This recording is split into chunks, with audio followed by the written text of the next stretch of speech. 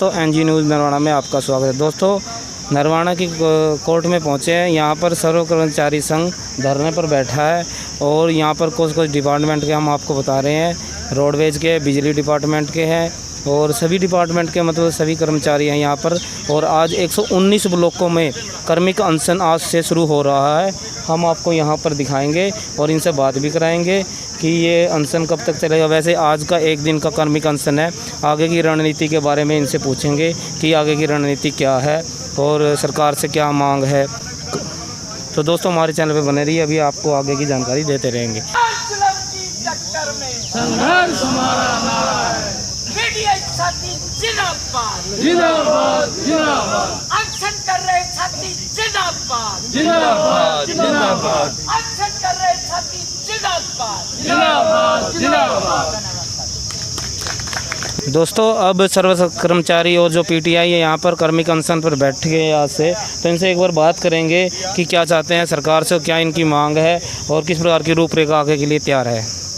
संघ और पीटीआई जो संघ है यहाँ पर इकट्ठे हुए और आज अपनी मांगों को लेकर धरना प्रदर्शन शुरू किया है। तो एक बार इनसे जानेंगे कि क्या सरकार से चाहते हैं और क्या इनकी मांग है और आगे की रणनीति क्या है। सर नमस्कार। नमस्कार। क्या सरकार से मांग है और आगे की क्या रणनीति है। हमारी हरियाणा सरकार से ये मांग है कि जो 1983 निर्दोष पीटीआईयों को बाहर निकाला गया है, इसमें इन पीटीआईयों की चार बार वेरिफिकेशन हो चुकी है। किसी भी पीटीआई में कोई भी फॉल्ट नहीं है। सरकार ने फिर भी सुप्रीम कोर्ट के आदेश का फ़ायदा उठाते हुए लॉकडाउन के बीच में ही हम सभी को रिलीव कर दिया। हम सरकार को ये बोलना चाहते हैं कि हम पीछे नहीं हटेंगे।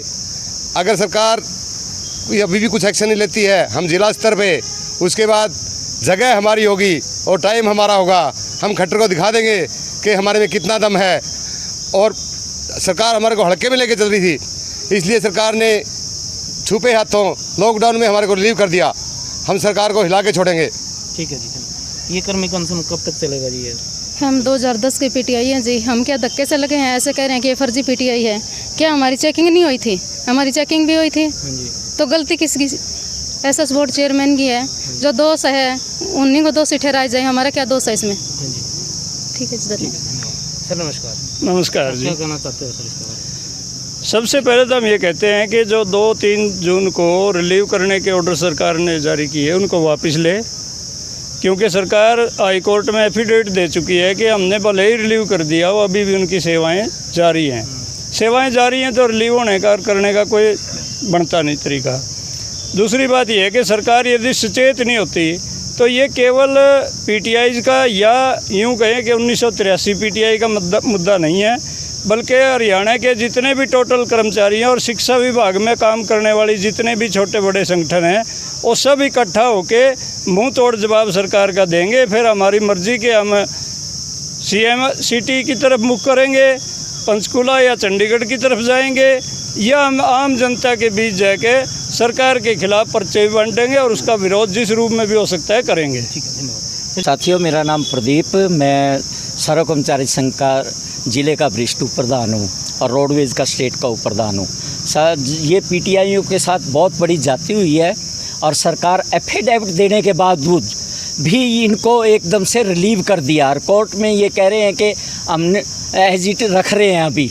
और ये सर्व कर्मचारी संघ जब जितनी भी ये लड़ाई लड़ेंगे, जब तक इनकी जीत हासिल नहीं होगी, और सर्व कर्मचारी संघ कंधा से कंधा मिला के पीटीआई संघ के साथ है और ये जीत हासिल करके ही हम दम लेंगे, चाहे हमने कितने ही बड़े आंदोलन करने पड़ो। सर्व कर्मचारी संघ आगे की रूपरेखा जो भी हमारी स्टेट कमेटी का आह्वान आएगा और वो उस हिसाब से हम आगे आंदोलन करते रहेंगे। साथियों, सोमवार को जैसे डिस्ट्रिक्ट लेवल पे इनकी भूख हड़ताल है, उसमें भी सर्व कर्मचारी शामिल होगा। और रोडवेज के का सदस्य होने के नाते मैं रोडवेज की तरफ से भी ये आश्वासन देता हूँ इन साथियों को, अगर कोई इनका बड़ा आंदोलन कोई आ गया तो हमें चाहे हड़ताल भी करनी पड़ो तो हम हड़ताल भी करेंगे। धन्यवाद सर। सरकार की तरफ से कोई नुमाइंदे को मैसेज आया आपके पास? मैं दलील सिंह जी। अच्छा जी। सर, मैं क्लास 4 यूनियन का राज्य महासचिव। अच्छा जी। एक तरफ तो देखा है कि चौधरी ओम प्रकाश चौटाला जी जबकि मान लो गलत भर्ती थी वो जेल काटन लग रहा है। इनका मैडम ती बोलिया है कि कसूर से चाहे तो जो दोषी है सजा उसे मिलनी चाहिए। पक्ष देखा 2014 में भी भर्ती करी थी, एक का फरमान जारी किया था सरकार ने कि भाई हम इनती हटावांगे, लेकिन विधानसभा में हम चाहवा कि लिया करना इन PTI थी रखे ड्यूटी पे। सरकार एक तरफ तो कह रही है नहीं भर्ती नहीं कर दे, 1 साल के लिए रोक लगाई दी, तो 1 साल के लिए रोक लगाई दी, फिर क्यों उठा है?